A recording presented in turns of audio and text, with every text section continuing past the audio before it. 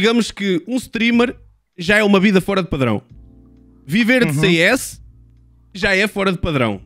Agora, dentro do CS, ser caster ainda é um nicho dentro do nicho. Sim. E era muito interessante perceber primeiro como é que surge o CS na tua vida e depois como é que tu vens aqui ter. Como é que se dá esta carreira? Olha, eu sou aquilo que eu digo, um verdadeiro dinossauro do CS, porque eu começo a jogar CS em 1999. Há muita malta que não faz a menor ideia que o CS é um modo de jogo do Half-Life que sai em 98 e que depois as primeiras versões beta do jogo saem ali em 99. Eu não apanhei as primeiras, mas apanhei sei lá, para aí a terceira ou a quarta versão beta do jogo e de uma altura que já havia muita malta ainda nas LAN houses? Ou... Não, antes ainda das LAN houses. Ainda antes das LAN houses. Eu começo a jogar porque eu ali no sítio onde eu morava e no meu grupo de amigos, eu era quase sempre o mais novo e tive a felicidade de dar-me sempre com malta diferente, de espectros diferentes, com uns com mais dinheiro, outros com menos dinheiro. Tive a sorte, entre aspas, de apanhar malta que teve a possibilidade de comprar os primeiros computadores, ou depois, quando os computadores começaram a evoluir, terem sempre aquela chance de estar sempre com o computador de última geração. E através do meu primo, que era mais velho, ele tinha esse contacto com amigos que já conheciam o CS, porque eram um bocado já aqueles nerds do Half-Life, porque o Half-Life antigamente, pronto, lá está, que foi onde tudo começou. Através do Half-Life, havia um modo que era o Half-Life DM, que era dentro do Half-Life, era literalmente todos contra todos e bora. Só que depois é que se começou a desenvolver outro tipo de modos dentro do jogo em si. E na altura, quando saiu o CS, a malta aderiu literalmente em massa. Só que eu, como era o mais novo, ficava sempre de fora, ficava sempre a ver, à espera, né, que eles morressem. Era um bocado aquele puto chato de posso chegar a seguir, posso chegar a seguir, posso chegar a seguir, e eles não, coisa, fica lá aí, mas é que é. E eu acho que isso, eu até já falei várias vezes sobre isso, que é, eu sinto que o facto de eu ser o mais novo e terem-me posto mais tempo de parte deu-me uma skill, salvo seja diferente da deles, que é, como eu passei muito mais tempo a ver primeiro antes de jogar, eu acabei por começar a ter um entendimento do jogo um bocadinho diferente do que propriamente aquela malta que vem um jogo e quer logo jogar, em que nem perde muito tempo a perceber como é que ele funciona e não. E eu, como estava de fora, também não tinha outra hipótese, portanto, ou tentava perceber, porque eu depois eu já sabia que era, nós na altura aquilo era os servidores públicos, não é? E então eles faziam 3 mortes a cada um, só que eu tinha, sei lá, imagina, para aí depois de 17 mortes, finalmente deixavam-me jogar uma vez. Portanto, a vez que eu jogava, tinha que ser... Eu tinha que dar tudo, Epá, e aquilo no início era um grande desastre, como é lógico, né? Mas depois, com o passar do tempo, felizmente a coisa começou a dar-se e mesmo o meu primo e os amigos do meu primo começaram a perceber que eu tinha uma aptidão um bocadinho diferente e que abordava o jogo de uma forma diferente, né? Que fazia as coisas com mais calma, de uma forma mais pensada, e depois eu nessa altura... Pronto, também era um bocado aquele miúdo mais fora da caixa, né? Que eu também sempre fui atrevidote e tal. E eu então meio que às vezes, para meter um bocadinho de nojo, estava a jogar e dizia o que é que eu ia fazer naquela do ser um bocadinho mais fanfarrão, de olha, agora vou matar aqui este, pumba. E acontecia. Isso acontecia. Exatamente, todos nós que... Todos nós acho que tivemos, ou grande parte de nós tivemos esse, independentemente do tópico que seja, tivemos sempre essa, um bocadinho isso, seja a jogar à bola, tipo, vou-te dar cueca, ou um cabrito, ou whatever. Pronto, o meu era ali um bocadinho o jogo. Então eu comecei a jogar. Estás a falar em 99, tu és de 86, não é? Se não me falha muito. 86. 86. Estavas com 3 anitos aí. Exatamente. E a malta, pronto, hoje em dia, claro que a nossa geração, eu sou de 90, eu sou um pouquinho mais novo que tu, mas não muito. Agora na altura, essa parte da violência dos jogos e isso, não sinto que houvesse a mesma proteção cá hoje, nem o cuidado cá hoje. Nunca te chatearam a cabeça por isso, de repente aos 13 anos tu estares a jogar um jogo de tiros, ou isso não era assunto sequer? Não, muito honestamente não era. Eu acho que eram tempos completamente diferentes, muito, porque aquilo estamos a falar de uma altura em que a nível de criminalidade não tinha nada a ver com aquilo que há hoje em dia e não havia o perigo, não é? Se houvesse um problema qualquer, nós era um soco um ao outro e pronto, e estava resolvido. Não é os perigos de hoje em dia de do nada por um fio querem sacar uma faca ou a ponta de uma pistola ou o que seja. Era outra realidade, não é? Tanto que os nossos pais, pelo menos ali na zona onde eu acabei por ser criado, aquilo até era quase uma rua sem saída, era uma rua em U depois. Em que os nossos pais sabiam que nós estávamos na rua e quando era para vir para casa abriam a janela, assobiavam ou chamavam e estava feito. Portanto, não havia nada, não havia mesmo nada que saber. Ou até eu lembro-me perfeitamente, por exemplo, quando eu estava na casa dos meus primos, a minha mãe pegava na vassoura e era na diagonal, então batia com a vassoura na janela. Já conhecias o sinal. Exatamente. E ele dizia: olha, puto, está na hora, tens que ir para casa. É outra aqui. geração, eu lembro-me tão bem disso, provavelmente. A malta que está a ver não a cena de estares até altas horas fora de casa e ninguém se preocupava porque sabia que à partida estavas tranquilo.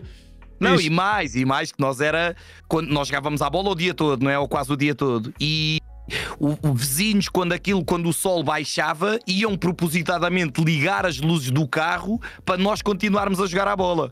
Portanto, aquilo era surreal. É outro nível. Era tempos que eu honestamente acho que são gerações diferentes, não é uma questão de dizer que é melhor ou pior, era diferente. Eu acho que tínhamos coisas muito boas, tínhamos coisas não tão boas comparativamente a hoje, mas eu acho que em termos gerais, eu acho que nós éramos mais felizes ou tivemos uma infância / adolescência mais feliz naquela altura do que a malta tem hoje em dia.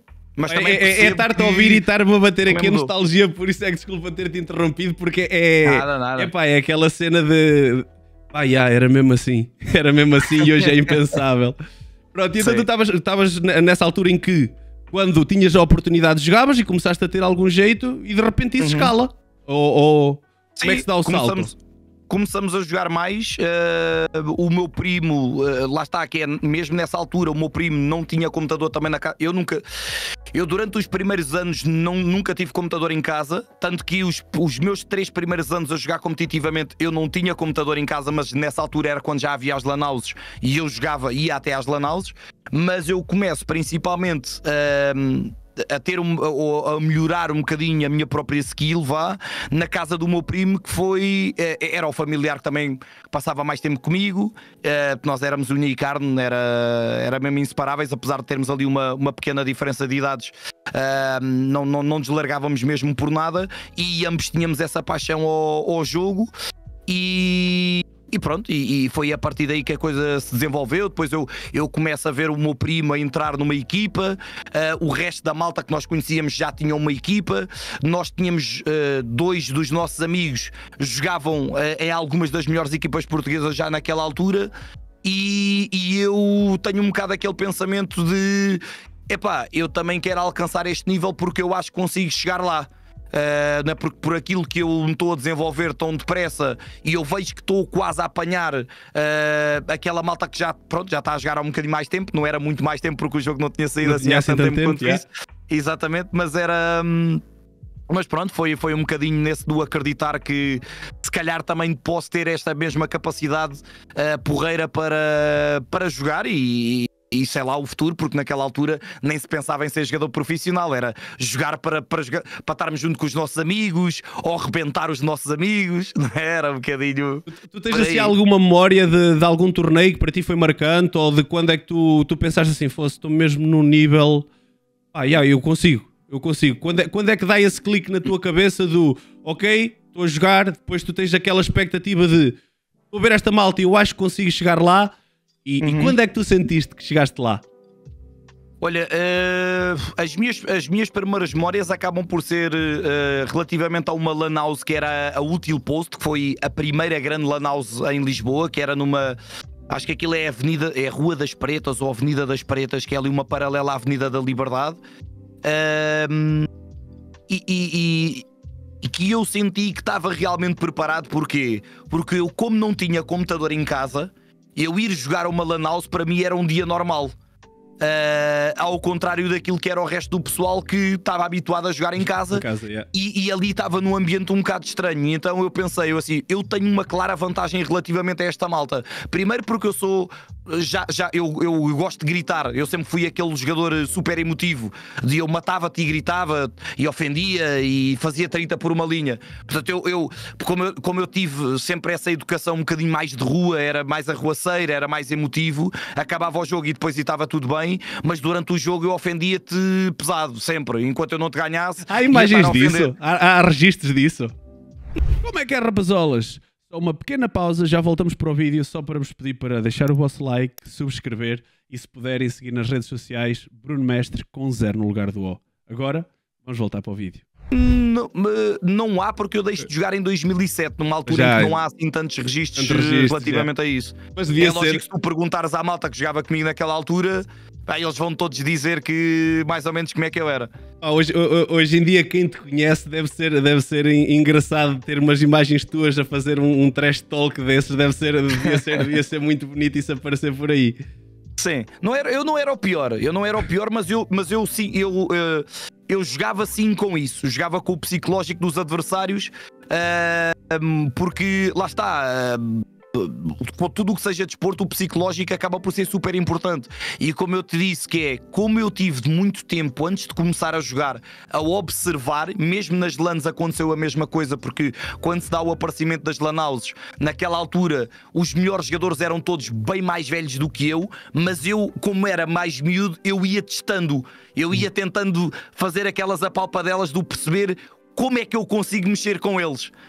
E pronto, e depois ver um miúdo dói sempre um pouquinho mais, não é? Quando é um miúdo a fazer esse tipo de jogo, dói sempre um pouquinho mais. É porque eu aparecia lá, vinha dos treinos de handball ou de futebol, sempre que o fato treino do Belenenses, lá chegava eu e eles ficavam lá, pronto, lá vai este, já vai começar a gritar.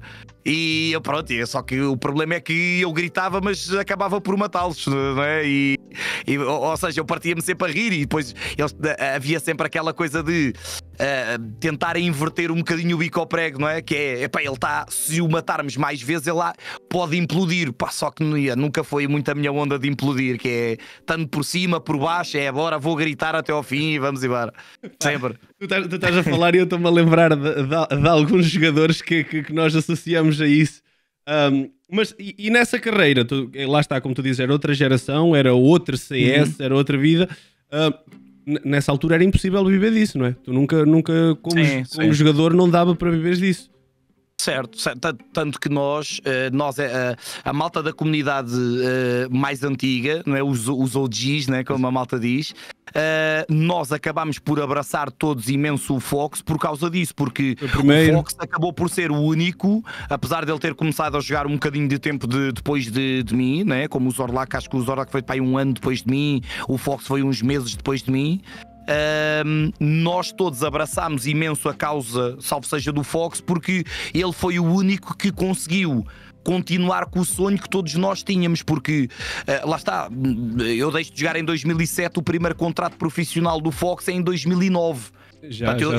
Eu na altura, quando deixo de jogar, eu já estava a esticar a corda ao máximo e os meus pais a arrebentarem-me a cabeça a dizer: pá, André, tu não fazes dinheiro com isto. Eu depois, naquela altura, eu já tinha saído de casa, porque eu comecei a trabalhar aos 16 anos e depois aluguei um quarto sem ter dinheiro. Pronto, eu era assim muito avariadinho da cabeça. E pronto. Isso é interessante conhecer depois do teu percurso profissional fora de CS. Mas antes de ir lá, tu agora tocaste que no Fox e no Zorlak. Antes de porque hoje em dia vocês são todos personalidades desta cena do CS. Tu chegaste a jogar contra eles nessa altura? Há alguma história? Eu joguei com ambos na mesma equipa e joguei contra ambos também. E como é que era nessa altura em que a malta não era tão conhecida? Como é que era jogar com o Zorlak ou contra o Zorlak e com o Fox e contra o Fox? Opa, com o Fox, lá está.